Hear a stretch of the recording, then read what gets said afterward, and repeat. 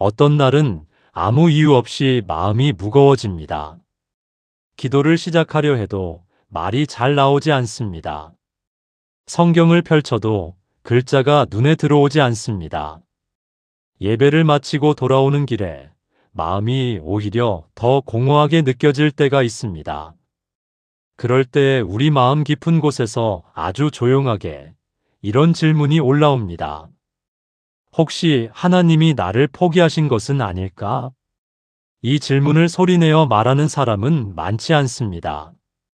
하지만 신앙의 길을 걷다 보면 이 질문을 한 번도 만나지 않은 사람은 거의 없습니다.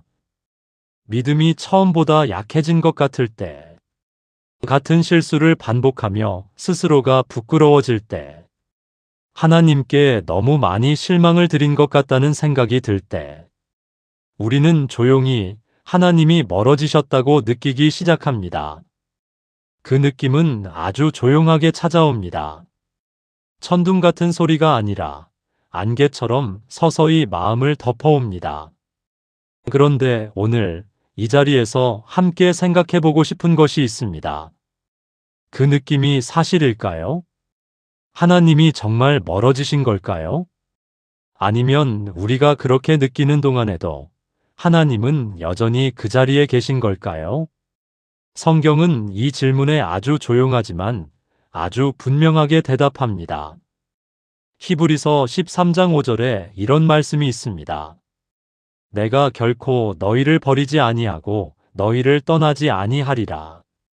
이 말씀은 믿음이 강한 날에만 유효한 약속이 아닙니다.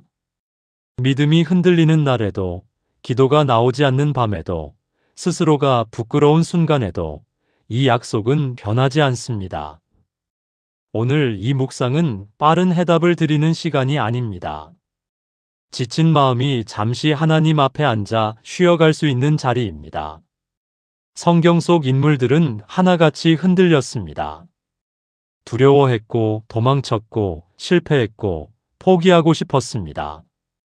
하지만 하나님은 그 어느 순간에도 그들을 버리지 않으셨습니다. 그 이야기가 오늘 당신의 이야기이기도 합니다. 지금부터 함께 그 조용하고 분명한 증거들을 하나씩 살펴보겠습니다. 천천히 마음의 속도에 맞추어 따라오시면 됩니다. 하나님이 포기하지 않으신다는 첫 번째 증거는 성경에서 가장 위대한 선지자 중 한 사람의 이야기 속에 있습니다. 그 사람은 엘리야입니다. 엘리야는 불을 하늘에서 내려오게 한 사람입니다. 갈멜산에서 850명의 거짓 선지자들 앞에 홀로 섰던 사람입니다. 하나님의 능력이 그를 통해 강렬하게 나타났던 사람입니다. 그런데 그 위대한 승리 직후에 엘리야는 무너집니다. 이세벨의 위협 한마디에 그는 광야로 도망칩니다. 두려움이 그의 발을 붙잡았습니다. 그리고 로뎀 나무 아래 주저앉아 이렇게 기도합니다. 열왕기상 19장 4절의 말씀입니다. 여호와여 넉넉하오이다. 지금 내 생명을 거두시옵소서. 나는 내 조상들보다 낫지 못하니이다. 이것은 탈진한 사람의 기도입니다. 더 이상 살고 싶지 않다는 무너진 사람의 고백입니다. 우리는 종종 이렇게 생각합니다. 이런 상태가 되면 하나님이 실망하실 것이라고. 이렇게 무너진 모습을 보이면 하나님이 외면하실 것이라고. 하지만 하나님은 그렇게 하지 않으셨습니다. 하나님은 엘리야를 꾸짖지 않으셨습니다. 왜 그렇게 나약하냐고 책망하지 않으셨습니다. 내가 너를 위해 그 모든 일을 했는데라고 탓하지 않으셨습니다. 대신 하나님은 엘리야 곁으로 천사를 보내셨습니다. 열왕기상 19장 5절과 6절입니다. 로뎀 나무 아래에 누워 자더니 천사가 그를 어루만지며 그에게 이르되 일어나서 먹으라 하는지라. 본즉 머리맡에 숯불에 구운 떡과 한 병 물이 있더라. 이에 먹고 마시고 다시 누웠더니 하나님은 먼저 먹이셨습니다. 먼저 쉬게 하셨습니다. 먼저 회복시키셨습니다. 말씀이나 교훈보다 먼저 따뜻한 음식 한 조각과 물 한 병을 주셨습니다. 이것이 하나님의 방식입니다. 무너진 사람에게 하나님은 정죄가 아니라 돌봄으로 오십니다. 포기가 아니라 회복으로 응답하십니다. 그뿐만이 아닙니다. 하나님은 한 번 더 천사를 보내셔서 다시 말씀하십니다. 열왕기상 19장 7절입니다. 여호와의 사자가 또다시 와서 어루만지며 이르되 일어나 먹으라. 내가 갈 길이 멀다 하는지라. 네가 갈 길이 멀다. 이 말씀이 얼마나 깊은지 잠깐 생각해 보십시오. 하나님은 엘리야가 끝났다고 보지 않으셨습니다. 쓸모 없어졌다고 판단하지 않으셨습니다. 그가 아직 가야 할 길이 있다고 먼저 아셨습니다. 우리가 스스로를 포기했을 때에도 하나님은 우리의 여정을 포기하지 않으십니다. 우리가 로뎀 나무 아래 주저앉아 있을 때 하나님은 이미 우리 머리맡에 양식을 놓고 계십니다. 지금 당신이 어떤 자리에 앉아 있든 이 말씀은 오늘도 유효합니다. 하나님은 당신이 무너진 자리에서도 떠나지 않으십니다. 당신이 일어날 수 있도록 조용히 곁에 머무십니다. 엘리야의 이야기는 그 증거입니다. 두 번째 증거는 가장 뼈아픈 실패를 경험한 사람의 이야기 속에 있습니다. 그 사람은 베드로입니다. 베드로는 예수님이 가장 가까이 두신 제자였습니다. 주는 그리스도시요 살아계신 하나님의 아들이시니이다라고 고백했던 사람입니다. 물 위를 걸으려 했던 사람입니다. 겟세마네 동산에서 칼을 뽑아 예수님을 지키려 했던 사람입니다. 그리고 바로 그 베드로가 예수님을 3번 부인합니다. 한 번도 아닙니다. 3번입니다. 나는 그 사람을 알지 못한다고 그것도 저주하며 맹세까지 했습니다. 마태복음 26장 75절은 그 순간을 이렇게 기록합니다. 베드로가 예수의 말씀에 닭 울기 전에 네가 3번 나를 부인하리라 하심이 생각나서 밖에 나가서 심히 통곡하니라. 심히 통곡했습니다. 이것은 단순한 후회가 아닙니다. 자신이 사랑한다고 했던 분을 자신이 직접 부인했다는 무게였습니다. 베드로의 마음이 얼마나 무너졌을지 우리는 충분히 짐작할 수 있습니다. 그런데 예수님은 부활하신 후 베드로를 찾아오십니다. 피하지 않으셨습니다. 외면하지 않으셨습니다. 네가 그런 사람이었느냐고 정죄하지 않으셨습니다. 요한복음 21장에서 예수님은 직접 숯불을 피우시고 베드로에게 먹을 것을 주십니다. 그리고 조용히 물으십니다. 요한복음 21장 15절입니다. 그들이 조반 먹은 후에 예수께서 시몬 베드로에게 이르시되 요한의 아들 시몬아 네가 이 사람들보다 나를 더 사랑하느냐 하시니 이르되 주님 그러하나이다. 내가 주님을 사랑하는 줄 주님께서 아시나이다. 이르시되 내 어린 양을 먹이라 하시고 네가 나를 사랑하느냐. 이 질문은 신문이 아닙니다. 회복의 초대입니다. 예수님은 베드로의 실패를 끝으로 보지 않으셨습니다. 그 실패 이후에도 베드로에게 여전히 사명을 맡기셨습니다. 3번 부인한 자리를 3번의 고백으로 회복시키셨습니다. 이것이 하나님의 방식입니다. 우리가 가장 부끄러운 실패를 했을 때 하나님은 등을 돌리지 않으십니다. 오히려 그 자리에서 다시 우리의 이름을 부르십니다. 베드로에게 찾아오신 그 예수님이 오늘 당신에게도 같은 분이십니다. 당신이 몇 번을 실패했는지 하나님은 세고 계시지 않습니다. 당신이 다시 일어설 수 있는지를 하나님은 먼저 믿고 계십니다. 네가 나를 사랑하느냐? 이 질문은 오늘 당신에게도 조용히 건네지고 있습니다. 그 질문 앞에서 우리는 완벽한 대답을 준비할 필요가 없습니다. 베드로처럼 있는 그대로 고백하면 됩니다. 주님, 그러하나이다. 내가 주님을 사랑하는 줄 주님께서 아시나이다. 그 고백이면 충분합니다. 하나님은 그 고백을 붙드시고 다시 우리를 일으키십니다. 베드로의 이야기는 실패 이후에도 하나님이 포기하지 않으신다는 가장 분명한 증거입니다. 세 번째 증거는 화려한 기적의 이야기가 아닙니다. 아무 응답도 없는 것처럼 느껴지는 그 시간 속에서 발견되는 증거입니다. 신앙의 길을 걷다 보면 이런 계절이 찾아옵니다. 기도를 드려도 하늘이 닫힌 것 같은 계절. 말씀을 읽어도 마음에 아무것도 닿지 않는 계절. 하나님이 계신 것은 아는데 그분의 음성이 들리지 않는 계절. 이 침묵의 계절이 길어질수록 우리는 불안해집니다. 내가 무언가 잘못한 것일까? 하나님이 나에게 등을 돌리신 것일까? 그런데 이 느낌은 우리만 경험한 것이 아닙니다. 시편 기자도 똑같이 경험했습니다. 시편 22편 1절과 2절입니다. 내 하나님이여, 내 하나님이여, 어찌 나를 버리셨나이까? 어찌 나를 멀리하여 돕지 아니하시오며 내 신음소리를 듣지 아니하시나이까? 내 하나님이여. 내가 낮에도 부르짖고 밤에도 잠잠하지 아니하오나 응답하지 아니하시나이다. 이 고백을 천천히 읽어보십시오. 어찌 나를 버리셨나이까? 응답하지 아니하시나이다. 이것은 불신앙의 언어가 아닙니다. 하나님 앞에 솔직하게 서 있는 사람의 언어입니다. 하나님은 이 고백을 성경에 기록하셨습니다. 지우지 않으셨습니다. 숨기지 않으셨습니다.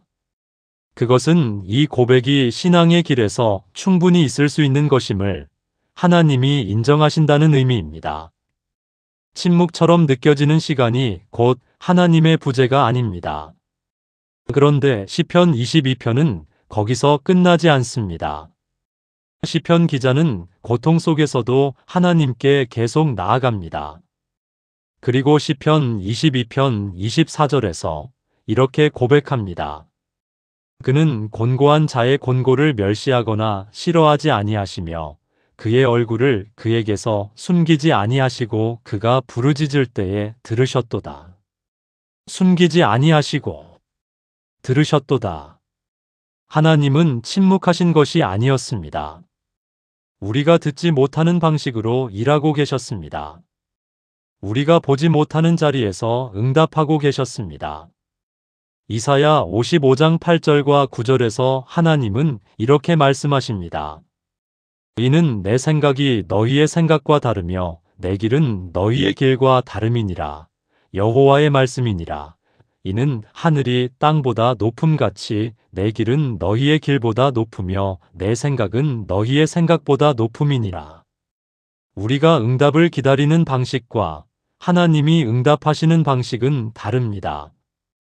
우리는 즉각적인 변화를 기대하지만 하나님은 더 깊은 곳에서 일하십니다. 우리는 소리를 기다리지만 하나님은 때로 침묵 속에서 더 가까이 오십니다. 침묵의 계절은 하나님이 떠나신 증거가 아닙니다. 하나님이 다른 방식으로 일하고 계신다는 신호일 수 있습니다. 시편 기자는 응답이 보이지 않는 자리에서도 하나님 앞에 머물렀습니다. 그리고 결국 하나님이 들으셨다는 것을 알게 되었습니다. 우리도 그 자리에 머물 수 있습니다. 응답이 느껴지지 않는 날에도 하나님은 당신의 기도를 듣고 계십니다. 침묵처럼 느껴지는 그 시간에도 하나님은 당신 곁을 떠나지 않으십니다. 그것이 세 번째 증거입니다. 네 번째 증거는 성경 속 먼 이야기가 아닙니다. 지금 이 순간 당신의 삶 안에 이미 놓여 있는 증거입니다. 잠깐 조용히 생각해 보십시오. 지금 이 묵상을 듣고 있다는 것 자체가 하나의 증거입니다. 완전히 하나님을 떠난 사람은 하나님에 대한 이야기를 찾지 않습니다. 하나님이 포기하셨다고 느끼면서도 이 자리에 있다는 것. 그것은 당신 안에 아직 하나님을 향한 마음이 살아있다는 뜻입니다. 그리고 그 마음은 당신이 스스로 만들어낸 것이 아닙니다. 빌립보서 1장 6절에서 사도 바울은 이렇게 말합니다. 너희 안에서 착한 일을 시작하신 이가 그리스도 예수의 날까지 이루실 줄을 우리는 확신하노라. 하나님이 시작하신 일은 하나님이 완성하십니다. 당신 안에 심겨진 믿음의 씨앗은 하나님이 직접 심으신 것입니다. 그 씨앗이 지금 작고 연약하게 느껴진다고 해서 하나님이 그것을 버리신 것이 아닙니다. 하나님은 시작하신 일을 중간에 포기하지 않으십니다. 또 한 가지 증거가 있습니다. 당신이 지금까지 살아온 날들을 조용히 돌아보십시오. 가장 힘들었던 그 시간을 어떻게 지나왔는지 생각해 보십시오. 설명되지 않는 방식으로 버텨낼 힘이 어디선가 왔던 순간이 있지 않았습니까? 포기하고 싶었는데 알 수 없는 이유로 다시 일어섰던 날이 있지 않았습니까? 그것이 우연이 아닐 수 있습니다. 이사야 41장 10절에서 하나님은 이렇게 말씀하십니다. 두려워하지 말라. 내가 너와 함께 함이라. 놀라지 말라. 나는 내 하나님이 됨이라. 내가 너를 굳세게 하리라. 참으로 너를 도와주리라. 참으로 나의 의로운 오른손으로 너를 붙들리라. 붙들리라. 이 말씀은 미래의 약속이기도 하지만 지나온 날들에 대한 설명이기도 합니다. 당신이 쓰러지지 않고 여기까지 온 것은 하나님이 붙드셨기 때문입니다. 당신이 그것을 느끼지 못했던 순간에도 하나님의 손은 당신을 놓지 않으셨습니다. 로마서 8장 38절과 39절에서 바울은 이렇게 선언합니다. 내가 확신하노니 사망이나 생명이나 천사들이나 권세자들이나 현재일이나 장래일이나 능력이나 높음이나 깊음이나 다른 어떤 피조물이라도 우리를 우리 주 그리스도 예수 안에 있는 하나님의 사랑에서 끊을 수 없으리라. 끊을 수 없으리라. 이것은 조건이 없는 선언입니다. 믿음이 강할 때만 적용되는 말씀이 아닙니다. 기도가 잘 될 때만 유효한 약속이 아닙니다.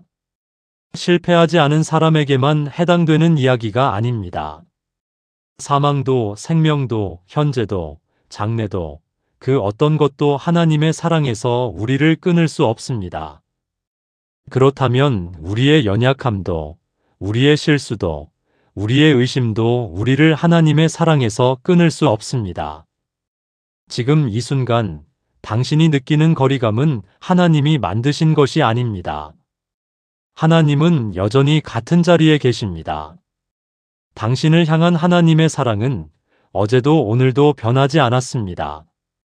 가장 조용한 증거는 이것입니다. 당신이 지금 여기 있다는 것, 그리고 하나님이 지금도 당신 곁에 계신다는 것. 그것이 네 번째이자 가장 가까운 증거입니다. 지금까지 우리는 네 가지 증거를 함께 살펴보았습니다. 로뎀 나무 아래 무너진 엘리야 곁에 머무신 하나님. 3번 부인한 베드로를 다시 찾아오신 예수님. 침묵처럼 느껴지는 시간에도 듣고 계셨던 하나님. 그리고 지금 이 순간까지 당신을 붙들고 계신 하나님.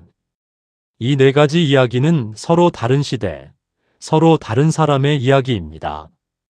하지만 그 안에 흐르는 하나님의 성품은 하나입니다. 하나님은 흔들리는 사람을 버리지 않으십니다. 오늘 이 묵상을 시작할 때 마음속에 이런 질문을 품고 오신 분이 있을 것입니다. 하나님이 나를 포기하신 것은 아닐까? 이제 그 질문 앞에 조용히 서서 성경이 주는 대답을 들어보십시오. 하나님은 당신을 포기하지 않으셨습니다. 당신의 믿음이 약해진 것이 하나님을 떠나게 하지 않았습니다. 당신의 실수가 하나님의 사랑을 거두게 하지 않았습니다. 당신의 침묵이 하나님의 침묵을 의미하지 않았습니다. 예레미야 31장 3절에서 하나님은 이렇게 말씀하십니다. 여호와께서 이르시되 내가 영원한 사랑으로 너를 사랑하기에 인자함으로 너를 이끌었다 하였노라. 영원한 사랑으로. 이 사랑에는 유효기간이 없습니다. 조건이 없습니다. 당신의 상태에 따라 달라지지 않습니다. 하나님의 사랑은 당신이 강할 때나 약할 때나, 확신이 있을 때나 의심이 밀려올 때나 한결같습니다. 신명기 31장 8절에서 모세는 이스라엘 백성에게 이렇게 말합니다. 여호와 그가 내 앞에 가시며 그가 너와 함께 하사 너를 떠나지 아니하시며 버리지 아니하시리니 너는 두려워하지 말라 놀라지 말라. 떠나지 아니하시며 버리지 아니하시리니. 이 약속은 광야를 걷는 이스라엘 백성에게 주어진 말씀이었습니다. 광야는 아무것도 없는 곳입니다. 길이 보이지 않는 곳입니다. 언제 끝날지 알 수 없는 곳입니다. 당신이 지금 걷고 있는 자리가 그런 자리처럼 느껴진다면 이 말씀은 오늘 당신에게 주어진 말씀입니다. 하나님은 광야 같은 그 자리에서도 당신 앞에 가십니다. 당신과 함께 하십니다. 당신을 떠나지 않으십니다. 신앙은 언제나 확신으로 가득 찬 상태가 아닙니다. 때로는 한 걸음도 나아가기 힘든 날이 있습니다. 때로는 하나님이 멀게 느껴지는 계절이 있습니다. 때로는 기도가 나오지 않아 그냥 조용히 앉아 있는 밤이 있습니다. 그 모든 순간이 신앙의 실패가 아닙니다. 그 모든 순간에도 하나님은 떠나지 않으십니다. 엘리야도 그 자리를 지나왔습니다. 베드로도 그 자리를 지나왔습니다. 시편 기자도 그 자리를 지나왔습니다. 그리고 그들 모두 하나님이 끝까지 붙들고 계셨다는 것을 알게 되었습니다. 당신도 그것을 알게 될 것입니다. 지금은 보이지 않아도 괜찮습니다. 지금은 느껴지지 않아도 괜찮습니다. 하나님의 신실하심은 우리의 감각에 달려있지 않습니다. 시편 23편 4절은 이렇게 고백합니다. 내가 사망의 음침한 골짜기로 다닐지라도 해를 두려워하지 않을 것은 주께서 나와 함께 하심이라. 주의 지팡이와 주의 막대기가 나를 안위하시나이다. 주께서 나와 함께 하심이라. 이것이 우리가 두려워하지 않을 수 있는 이유입니다.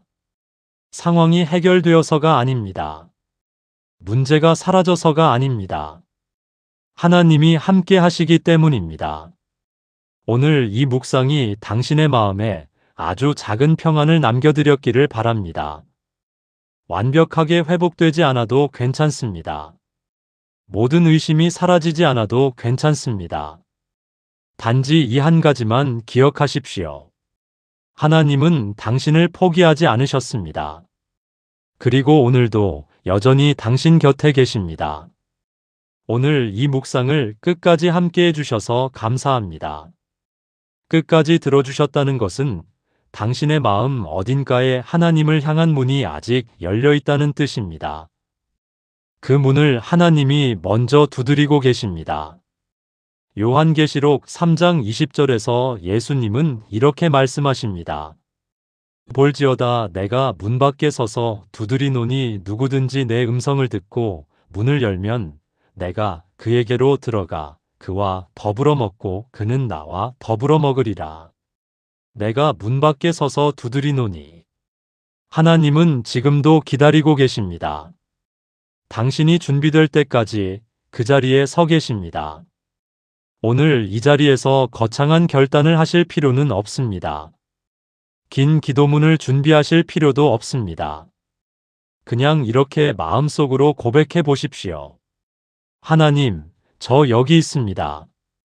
그것으로 충분합니다. 하나님은 그 한마디를 들으십니다. 그 한마디에 응답하십니다.